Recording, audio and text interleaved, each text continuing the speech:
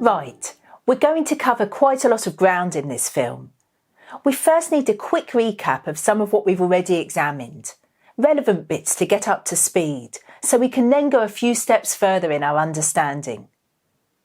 In film number 11, we looked at how habit plays an important part in our lives, making repetitive tasks easier. When our brain remembers how to do something, it frees up our time and attention for other possibilities. We've also covered how it's all too easy to be an idiot in today's physically safer world, with no saber-toothed tigers waiting round the corner to gobble you up for breakfast, lunch or supper. Whereas once upon a time, your parents, other relatives, friends and neighbours would have been good role models for how to stay alive amidst all the dangers. Nowadays, they just fuck you up. Improved technology has made life comfortable, easier than before. Our homes are easily heated and clean water comes out of a tap. We don't need to know how to read a map because an app on our smartphones will reliably get us from A to B.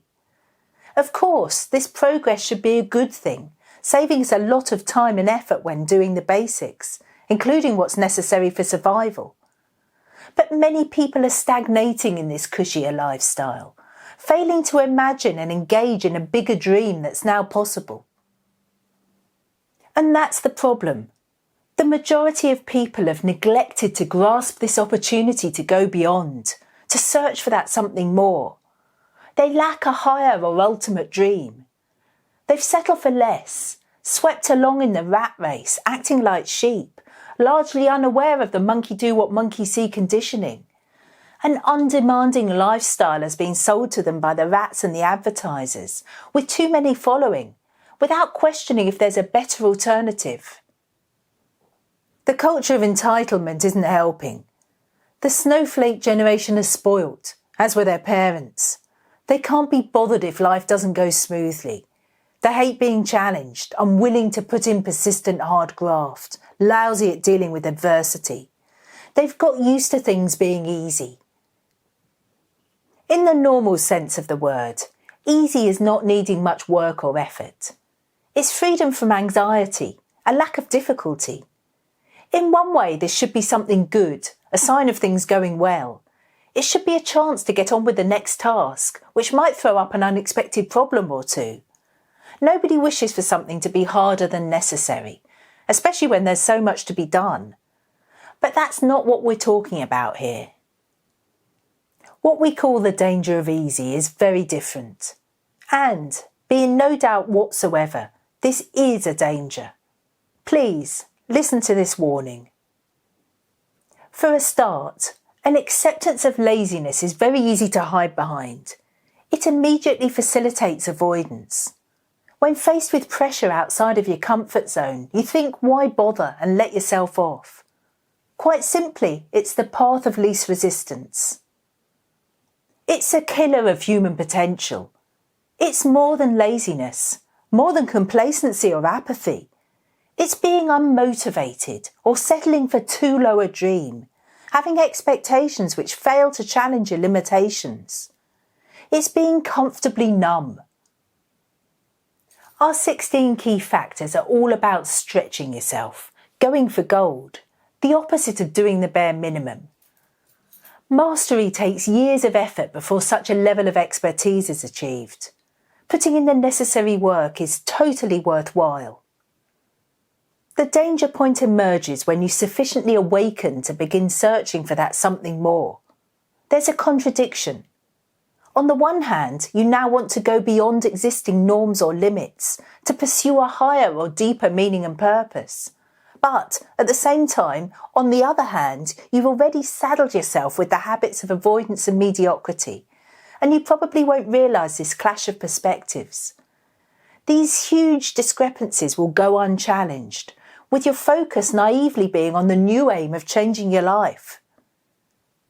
The usual problem of psychological avoidance constantly threatens to sabotage any good intentions. As this strategy of defensiveness has been normalised, it'll likely slip past your radar, more or less undetected, because you've always embraced it. It's rarely questioned. Watch out for those I don't feel like it thoughts. They will crop up. If you repeatedly act on these emotional whims, it's a downward slippery slope. And if this continues, you can kiss goodbye to any dream of high achievement. Yoda, the Star Wars character, wisely said, "Do or do not. There is no try." And it's that simple. You either keep at it until you eventually find a way to succeed, or you don't. Moaning on about how you've tried achieves nothing, zilch.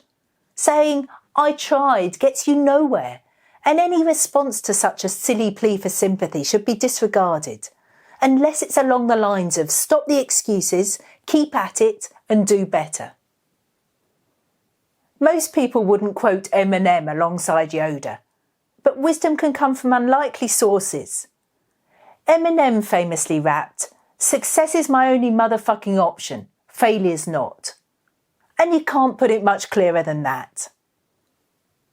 It's misleading to think in terms of using less or more of our brain capacity when referring to someone who is lazy or unmotivated, compared to a more mentally engaged person, because in both cases the brain is actively working. It's more a matter of how we're using what's between our ears, not how much. I have to yet again stress the fact of habit. The human brain evolved. It wasn't designed at a time in history when physical dangers were lurking everywhere, so you couldn't be an idiot. Habit is habit, and you've chosen to repeatedly do what you've chosen. And there's a bra strap effect. You'll snap back to the usual patterns of behaviour in an instant if you take it easy and drop the ball. If you ignore all of this, then you'll fail to change. The danger of easy will prevail, because it's the existing model. It's simple neurology. This is where the spirit of an adventurer comes into play, one of our 16 key factors. You have to be willing to face adversity, to see struggle as a healthy quality. We've got two acronyms, CRACK and PRIDE. We've coined the first one to go with the other, which is reasonably well known as a motivational tool within business. Together, they act as a quick and helpful reminder that you always have a choice. CRACK stands for Contradictory Reluctant Action Cripples Keenness. It results when good intentions are sabotaged by avoidance and laziness. You're approaching a task with the wrong attitude, beginning from the wrong starting point. There's half-heartedness. You're merely playing at changing.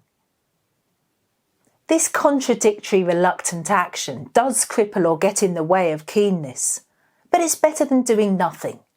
It's a beginning, and it's inevitable because of where you're coming from, selfishness, with all of the accompanying avoidance and baggage. You're still willing to fool yourself and pass the buck. Learning, if it happens at all, will be minimal. Thankfully, there's a better way. PRIDE stands for Personal Responsibility in Delivering Excellence. When pride is applied, you take it upon yourself to be responsible and sincere. There's an integrity of purpose. You're genuinely doing the best you can do at any one moment. There's 100% effort and hard work. You're determined to learn and move forwards. You dump the excuses and blame and stop minimising, willing to ask the difficult questions, demanding more of yourself. CRACK and PRIDE directly correlate to the two different mindsets of irresolute learning and necessity learning, which we'll be covering in a later film. You'll be familiar with the saying, "the grass is greener on the other side." It's used in reference to dissatisfaction, in the context of reminding us that life isn't necessarily better within a different set of circumstances. A South African farmer once told us why the grass was greener on this proverbial other side. He said that's where people dump their shit. This longing for a supposedly better but easy life must be seen for what it is, a distraction or an excuse for not making things better in the here and now. My colleague and friend, Jonathan, thought long and hard about what would be his best one single bit of advice for anyone getting involved with our work, wanting to change. He's very intelligent. It came down to these simple few words. Never let yourself off. And that's the perfect antidote to the danger of easy. Until the next film, take care, but don't take it easy. Burn yourself to ashes.